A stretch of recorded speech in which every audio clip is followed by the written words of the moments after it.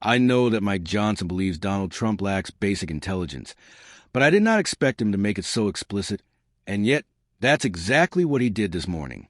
Donald Trump is making it more difficult with each passing day for Republicans to defend him, especially Mike Johnson, who is deeply afraid of losing his majority, not just in the midterms, where a crushing defeat is already widely expected, but even before reaching that point. Today, we're going to break down what Mike Johnson said about Donald Trump and one of Trump's latest ideas, if it can even be described as an idea. But before we do, I'd really appreciate it if you could leave a like on this video. And if you enjoy the channel and haven't already, hit that subscribe button. It goes a long way in supporting our work. Now, before we get into Johnson's remarks, one of the most direct attacks we've seen from him, which is extremely rare, I want to start with how Donald Trump himself created the animosity between him and his own speaker, with an announcement about credit cards based on a law that does not exist, but that he apparently believes does. With no help from the Fed, because we have a total stiff at the Fed. The announcement on the cap on credit card interest rates Yeah. went out on Friday. What happens if the credit card companies don't comply by the January date? Well, then they're in violation of the law. Very Very severe things. No, I want a cap on credit card interest rates because some of them are 28, almost 30%, and that people don't know they're paying 30%. The people out there, they're working and they have no idea that they're paying 30%. No way. We're putting a 1-year cap at 10%, and that's it. They know it.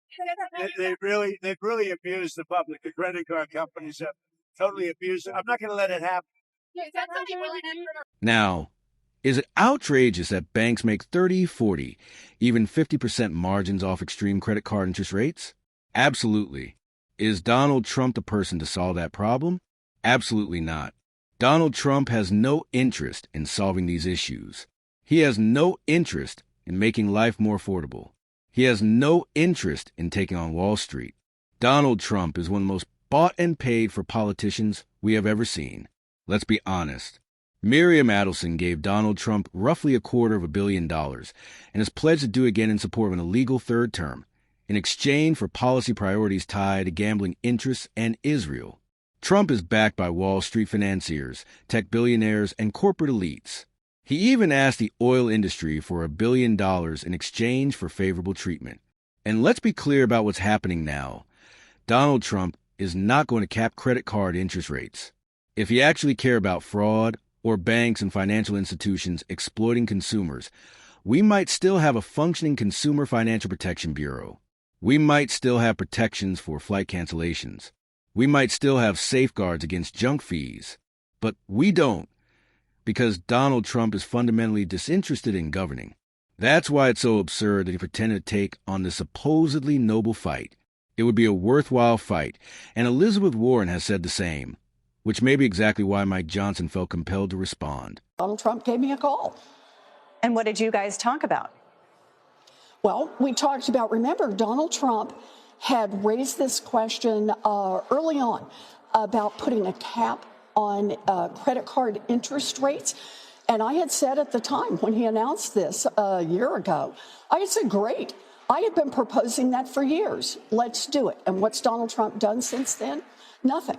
And while I had a chance to talk to him, I raised the question of how we reduce housing costs. We've got a bill that has passed the Senate unanimously to expand the supply of housing, but Republicans over in the House have hung it up.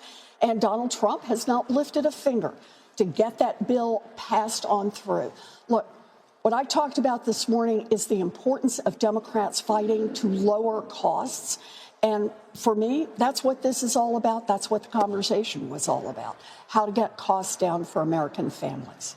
Elizabeth Warren, who fought harder than almost anyone to protect the Consumer Financial Protection Bureau from attacks by Donald Trump and Elon Musk, has been very clear on this. And it's worth noting that Musk didn't target the CFPB because of waste or fraud, but because it served as a regulator overseeing his business practices. That should surprise no one. Elizabeth Warren could actually get something like this done.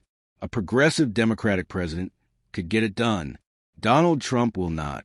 This should not be treated as a serious proposal, and Trump should not be given credit for something he has no intention of delivering, especially when Republicans themselves are already pushing back. Yes, there are loyalists who always fall in line, and their attacks on Kamala Harris for proposing similar ideas have already backfired, even if they don't care about the hypocrisy. But what stunned me most was Mike Johnson's response, which essentially amounted to publicly questioning Trump's intelligence. Speaker, President Trump is proposing a 10% cap on credit card interest rates as a part of an affordability push. How much support is in your caucus for that?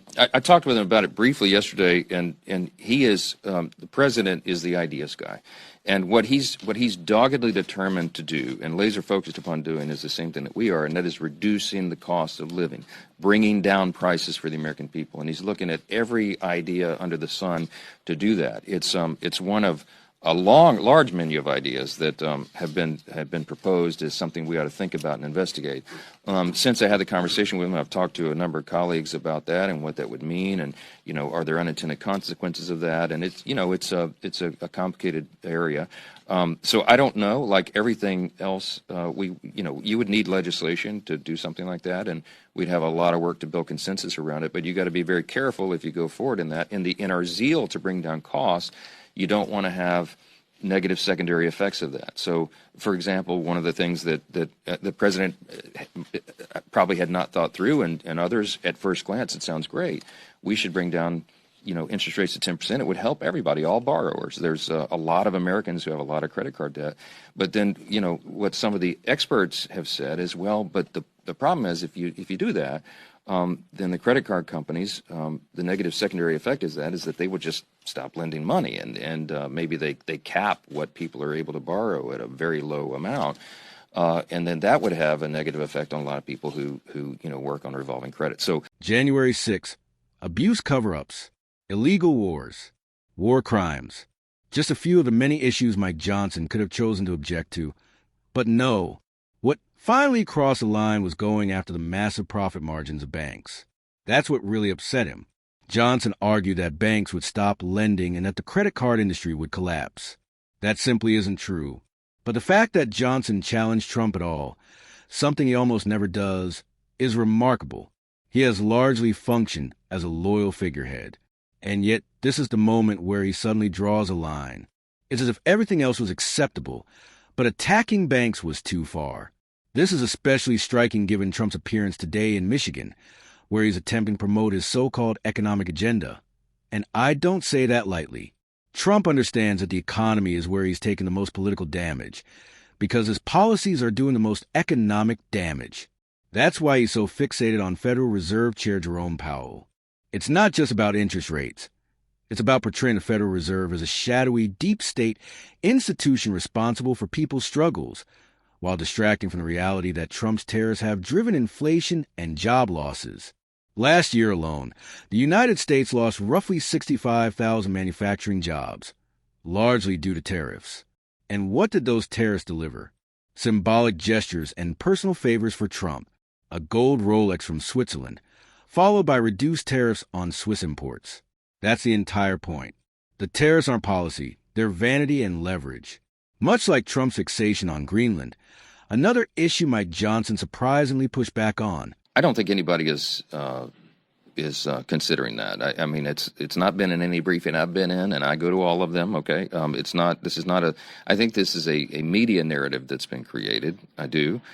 We've been very clear. I mean, the article. It's honestly surprising to hear Mike Johnson express concern at all. He appears to be signaling to Trump, pleading with him not to do this because it would be disastrous. Johnson argues that no sane person would ever invade Greenland or put boots on the ground there. But the problem is obvious. He's dealing with Donald Trump. Johnson seems to believe there's still a line Trump won't cross, despite all evidence to the contrary. It's difficult to understand Johnson's political calculation at this point. He appears primarily worried about preventing another Republican resignation and keeping his caucus together at all costs. In doing so, he allows Congress to be completely sidelined, while Trump exploits that weakness to undermine constitutional norms and put the country at risk. That's why Representative Jason Crow directly called out Trump's increasingly aggressive posture, saying this. That when elites like Donald Trump bang the war drums and pound their chests in Washington, D.C., and talk about sending troops into the ground or into combat, he's not talking about his kids. He's not talking about all of his minions' kids. He's talking about kids like me and the people that I grew up in working class areas, rural places around the country that have to pick up rifles, jump into tanks or helicopters, and do the thing. We do not need boots on the ground in Greenland. We don't need to escalate conflicts unnecessarily. If strategic security is a concern, focus on existing alliances or supporting Ukraine. Jason Crow was absolutely right to say it. And we're going to continue calling Trump out alongside voices like his on this show every single day. If you want to support that work, hit the subscribe button and leave a like on the video. And if you made it to the end, drop a blue heart in the comments. Keep fighting. Don't let them silence you. Until next time, I'll see you.